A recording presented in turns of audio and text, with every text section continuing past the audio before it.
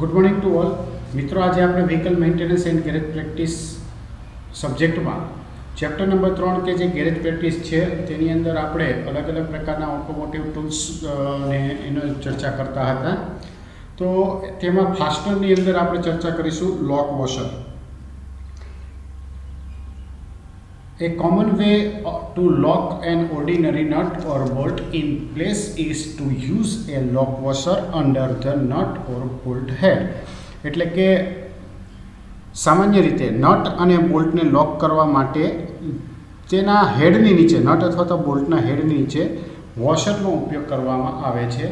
The sharp edge of the lock washer bite into the metal and keep the bolt or nut from turning। એટલે કે લોક વોશરની sharp એજ જે છે તે ધાતુની અંદર થોડીક મેટલની અંદર થોડીક કપાય છે તો તેની સાથે ઘસાય છે, તો જેને કારણે બોલ્ટ અથવા તો નટને તેના ડિસ્ટોર્શન ટર્નિંગ થતું અટકાવતું હોય છે। अलग अलग प्रकारना वॉशर जे छे ते सामान्य रीते आपणे जनरली नट बोल्ट एसेम्बलीनी अंदर उपयोग करीए छीए अने नटनी नीचे एक वॉशर मूकीए छीए। आ वॉशर जे छे ते एक पातळा पतरानी अंदर मददथी बनाववामां आवे छे। एनो उपयोग करवानो हेतु जोवा जईए तो अलग अलग हेतु माटे तेनो उपयोग करवामां आवे छे। तो के पहली वस्तु ए छे के नट अने बोल्टनी वच्चे फ्रिक्शनल जे कनेक्टिविटी जे छे ते वधारवा माटे। नंबर 2 वाइब्रेशन कारण नट ने लूज थती अटकाववा माटे। नंबर 3 वर्कपीस सपाटी पर थतुं डेमेज अटकाववा माटे। एंड नंबर 4 नटनी नीचे एक एरिया जे छे के जेना उपर नटनुं एक सरखुं दबाण जे छे ते मेंटेन थई शके। तेना आपणे अलग अलग प्रकारना वॉशर जे छे ते जनरली मार्केटनी अंदर अवेलेबल छे अने आपणे यूज करता होईए छे। सौथी पहला जोईए तो प्लेन वॉशर। तो कि आ प्रकारना वॉशरनो उपयोग फ्लेट सरफेसना एकबीजा साथे जोडाण करता होय तो त्यां करवामां आवे छे। तेनो डायामीटर, तेनी थिकनेस अने बोर डायामीटर जे छे ते बोल्टना बोर डायामीटर जेटलो ज करवामां आवे छे। एटले के प्लेन वॉशर छे ते मशीनिंग करीने अथवा तो पंचिंग करीने बनाववामां आवता होय छे। एटले के तेनुं फेब्रिकेशन वर्कनी अंदर जनरली उपयोग थाय छे। बीजा नंबरे जोवा जाए तो टेपर टाइपना वॉशर आवे छे। टेपर वॉशर जे छे ते स्ट्रक्चर एसेम्बलीनी अंदर जेम के आई बीम, चेनल वगैरेनी मददथी वगैरेनी अंदर सपाटीमां तेनो उपयोग करवामां आवे छे। अने आ वॉशरनी एक सपाटी टेपर होवाथी टेपरवाળી सपाटी पर तेनी टेपरनेसने इक्वल करवा माटे उपयोग करवामां आवे छे। अने आ वॉशरनी एक सपाटी जे छे ते टेपर होय छे अने बीजी जे छे ते फ्लेट होय छे। एटले के हेडना बोल्टનું हेड जे छे ते होलना एकदम रेक्टेंग्युलर सेक्शनमां आवे ते रीते एमां गोठवायेલું હોય છે। नेक्स्ट आवे छे स्प्रिंग वॉशर। तो कि वाइब्रेशनने कारणे नट जे छे ते लूज थाई जाय छे तो तेने अटकाववा माटे स्प्रिंग वॉशर उपयोग करवामां आवे छे। तेने स्प्रिंग स्टीलमांथी बनाववामां आवे छे अने आ वॉशरने प्रेशर आपी अने नट के बोल्टनी साथे टेन्शन पैदा थतुं होय छे। एटले आथी कोईपण समये नट अने बोल्टनी वच्चे लूजनेस आवती नथी। आ वॉशर एक अथवा तो तेना करता वधारे टर्न छे ते धरावतुं होय छे। नेक्स्ट आवे छे टेप वॉशर। तो कि आ प्रकारना वॉशर नटने लॉक करवा माटे उपयोग करवामां आवे छे अने आ वॉशरनो अमुक भाग लांबो थोड़ो लंबावेलो होय छे। एटले तेना उपर नटने बेसाड़ी दीधा पछी आ भागने उपरनी तरफ वाળી देवामां आवे तो नट जे छे ते लॉक थई जाय छे। पछी आवे छे टूथ लॉक वॉशर।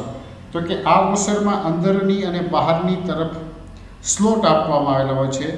कट एटले के कट खांच स्लोट कट अथवा तो ट्विस्ट आपवामां आवेला होय छे के जेने कारणे ते बंने संपर्क सपाटी वच्चे फ्रिक्शन जे छे ते पैदा करी शके अने नटने लूज करवा देतुं होतुं नथी।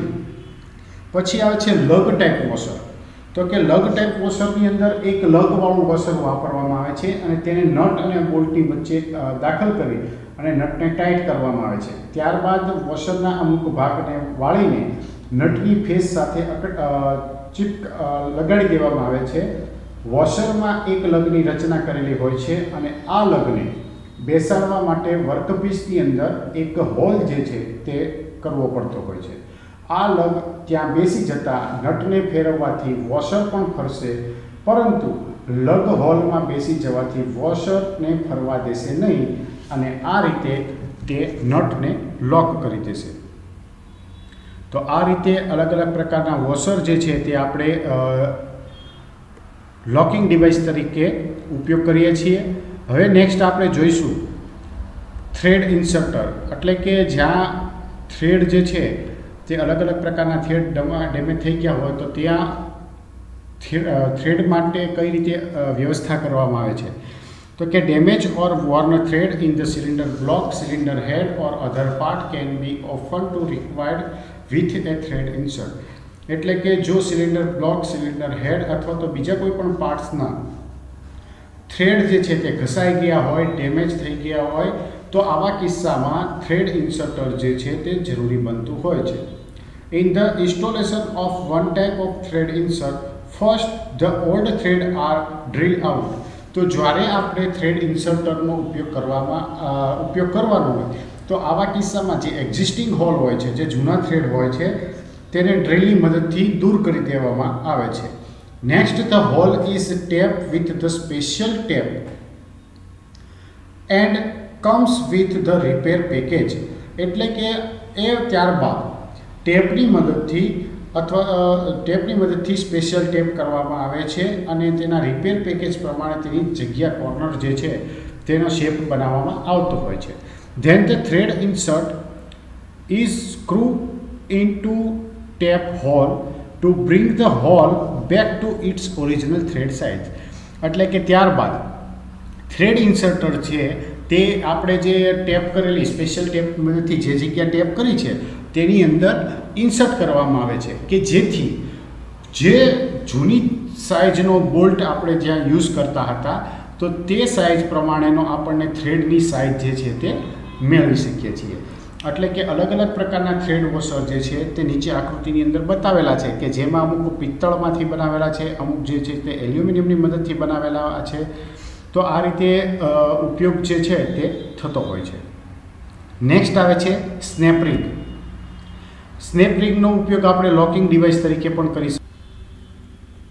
તો સ્નેપ રિંગની રચના જે છે તે આકૃતિમાં બતાવ્યા પ્રમાણે છે અને આનો ઉપયોગ આપણે લોકિંગ ડિવાઇસ તરીકે પણ કરી શકીએ છીએ કે જેને સ્લોટની અંદર બેસાડી અને કોઈપણ વસ્તુને લોક કરવાની હોય તો તે ઇઝીલી આપણે કરી શકીએ છીએ. Generally there are two types of snap ring, external અને ઇન્ટરનલ. જનરલી તેના બે પ્રકારે સ્નેપ રિંગ જે છે તે અવેલેબલ છે. એક ઇન્ટરનલ ટાઈપ અને બીજી આવે છે external type. The external snap ring are used on shaft to prevent the gear or collars from the sliding on the shaft. એટલે કે એક્સટર્નલ ટાઈપની સ્નેપ રિંગ જે છે તે જનરલી શાફ્ટની ઉપયોગ કરવામાં આવે છે કે જેની મદદથી ત્યાંથી કોલર અથવા તો ગિયર જે છે તે શાફ્ટની ઉપર સ્લાઇડ થતું અટકાવી શકાય. એટલે કે શાફ્ટની ઉપર ગિયર અથવા તો કોલરને લોક કરવા માટે આપણે એક્સટર્નલ ટાઈપ સ્નેપ રિંગનો ઉપયોગ કરીએ છીએ. જ્યારે internal snap ring are use in housing to keep the shaft or other parts in the position. જ્યારે ઇન્ટરનલ ટાઈપની સ્નેપ રિંગ જે છે તેનો ઉપયોગ હાઉસિંગની અંદર કરવામાં આવે છે કે જ્યાં શાફ્ટ જેવા પાર્ટ્સ, શાફ્ટ અથવા તો તેના જેવા બીજા પાર્ટ્સની પોઝિશન જે છે તે યોગ્ય રીતે મેન્ટેન થઈ શકે. Some snap ring have holes which make it easy to install and remove them. હવે અમુક પ્રકારની સ્નેપ રિંગ એવી આવે છે કે જેની અંદર હોલ પણ આપવામાં આવેલા હોય છે કે જે હોલની મદદથી આપણે તેને ઇન્સ્ટોલેશન જ્યારે કરવું હોય, જ્યારે તેને આપણે અંદર ઇન્સર્ટ કરવી હોય અથવા તો રિમૂવ કોઈ પણ જગ્યાએથી કરવી હોય તો તે આપણે સરળતાથી કરી શકીએ છીએ. અહીં ફિગરની અંદર આપણે જોવા જઈશું તો જે ડાબા તરફ 3 સ્લોટવાળી જે દેખાડેલી છે તે એક્સટર્નલ ટાઈપ સ્નેપ રિંગ છે. જ્યારે જે હોલવાળી જે છે તે મેજોરિટી કેસની અંદર જે નીચેના ભાગની જે છે તે ઇન્ટરનલની છે. જ્યારે ઉપરના ભાગે ડાયામીટર કરતાં થોડોક વધારેનો ભાગ જે છે તેની અંદર હોલ આપેલો છે તો આ પણ એક્સટર્નલ ટાઈપની સ્નેપ રિંગ જ છે. નેક્સ્ટ આવે છે કીસ એન્ડ સ્પ્લાઇન્સ. અલગ અલગ પ્રકારની કી અને spline. Key and splines lock the gear and pulley hub to shaft so that they will rotate with the shaft.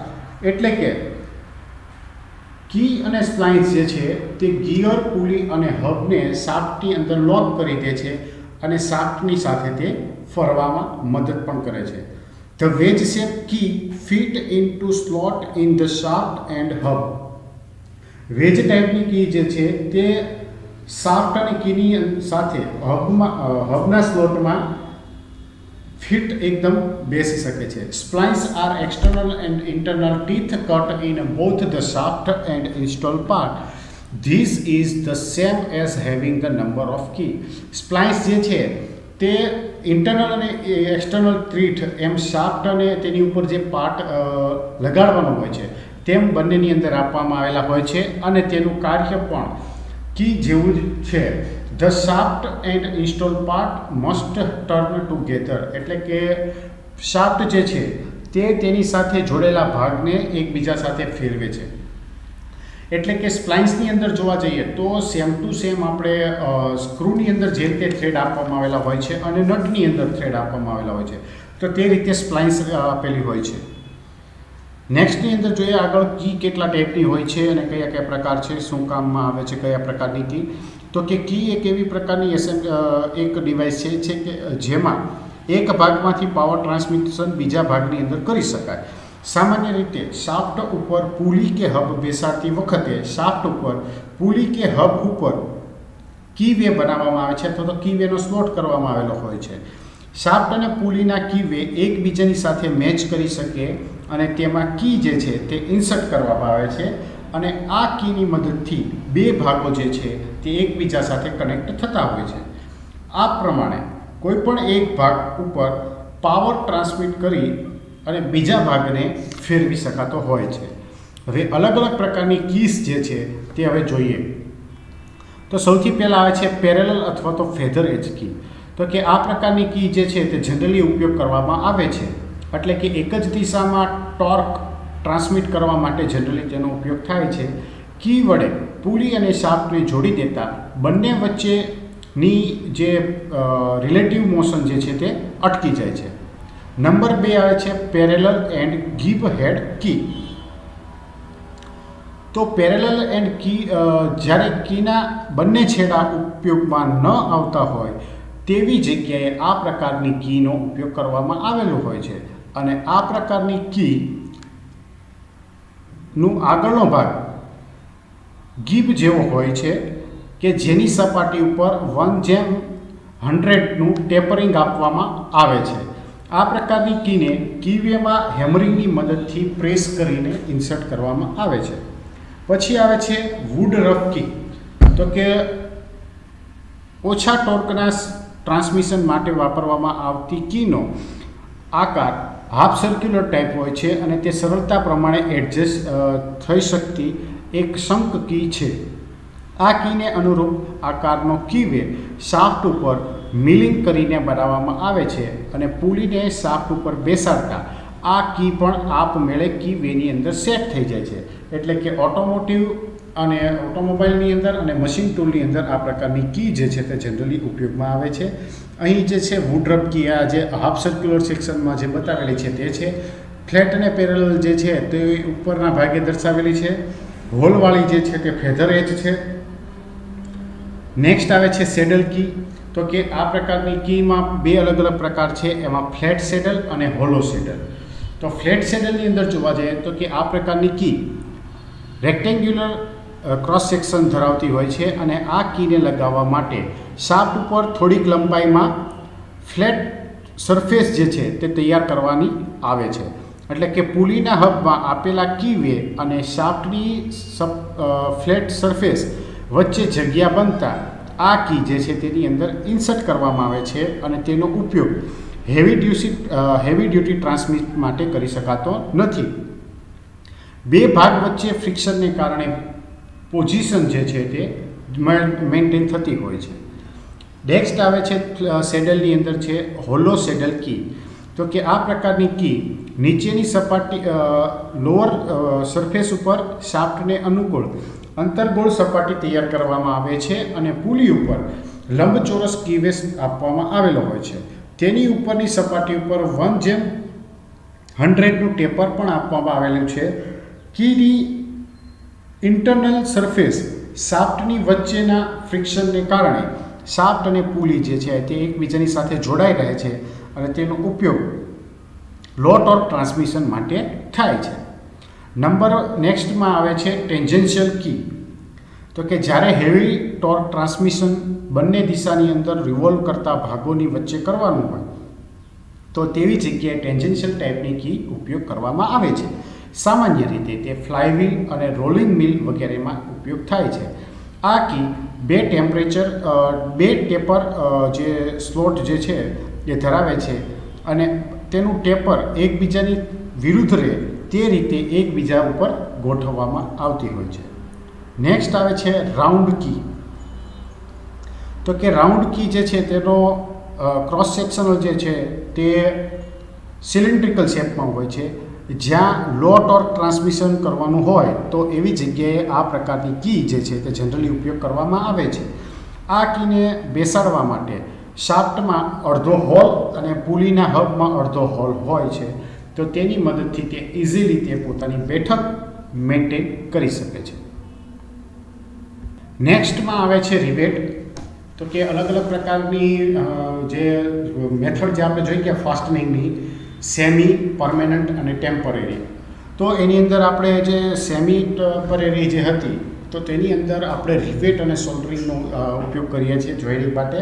તો રિવેટની રચના કઈ રીતની છે તે દર્શાવેલી છે. અલગ અલગ પ્રકારના રિવેટ જે છે તે ફિગરની અંદર દર્શાવેલા છે. તો કે rivet are the metal pin use to fasten part together. એટલે કે એક પ્રકારની મેટલ પિન છે કે જેનો ઉપયોગ ફાસ્ટનિંગ માટે કરવા બે પાર્ટ્સને જોડવા માટે થાય છે. One end of the rivet has a head. એટલે કે રિવેટના એક છેડા ઉપર હેડ બનાવવામાં આવેલો હોય છે. After A rivet is in place A driver of hammer and river set is used to form a head on the other hand of the river. એટલે કે રિવેટની અંદર એ પ્રકારની રચના બનાવેલી એ રીતે બનાવવામાં આવેલો હોય છે કે તેને એક તરફથી ઇન્સર્ટ કરી દેવામાં આવે છે તો એનું માથાનો ભાગ જે છે તે પોઝિશન મેળવી લે છે અને બીજો જે ખુલ્લો ભાગ સિલિન્ડ્રિકલ જે લાંબો ભાગ જે છે તેને હેમરની અથવા તો રિવર સેટની મદદથી ફિક્સ કરવા માટે ઉપયોગ કરવામાં આવે છે. જો રિવેટની અંદર હેમરિંગ કરવાનું હોય તો તે સિલિન્ડ્રિકલ પોર્શન જે બાકીનો હતો તો તેની ઉપર ટીપી અથવા તો તેને હેમરિંગની મદદથી ત્યાં બીજી છેડે પણ હેમરની મદદથી હેડ જે છે તે બનાવવામાં આવતો હોય છે. અથવા તો સૌથી નીચે જે પિન ટાઈપનું જે છે કે જે જનરલી આપણે અહીં એસટી બસની અંદર બોડી વર્ક માટે ઉપયોગ કરવામાં આવે છે. તો અહીં જે વચ્ચે આ જે ખીલ્લી જેવો ભાગ જે છે તે એક એનું ઇક્વિપમેન્ટ જે છે રિવેટ બેસાડવા માટેનું તો તેની મદદથી પાછળના ભાગેથી ખેંચાતું આવે છે અને ત્યાં પણ હેડની રચના કરે છે અને પૂરેપૂરું ફાસ્ટનિંગ વર્ક જે છે તે રિવેટની મદદથી કરી શકાય છે. નેક્સ્ટ આવે છે ગાસ્કેટ. તો કે gasket is A thin layer of the soft material such as paper, cork, rubber or synthetic material. Gasket જે છે તે અલગ અલગ પ્રકારના મટીરિયલની અંદરથી એક પાતળા લેયરવાળું બનાવવામાં આવે છે અને જનરલી તેના માટે ઉપયોગમાં લેવામાં આવતા મટીરિયલમાં જોઈએ તો કાગળના હોય છે, કોર્કના હોય છે, રબર મટીરિયલમાંથી હોય છે અને સિન્થેટિક મટીરિયલમાંથી પણ બનાવવામાં આવતા હોય છે. It is place between two flat surface to make a tight seal. એટલે કે તેને બે એવી સપાટીની વચ્ચેથી ફ્લેટ સપાટી એટલે કે સમતલ સપાટી ઉપર બે સમતલ સપાટી ઉપર એવી રીતે ગોઠવવામાં આવે છે કે તે બંનેની વચ્ચે ટાઇટ સીલ છે તે બની શકે.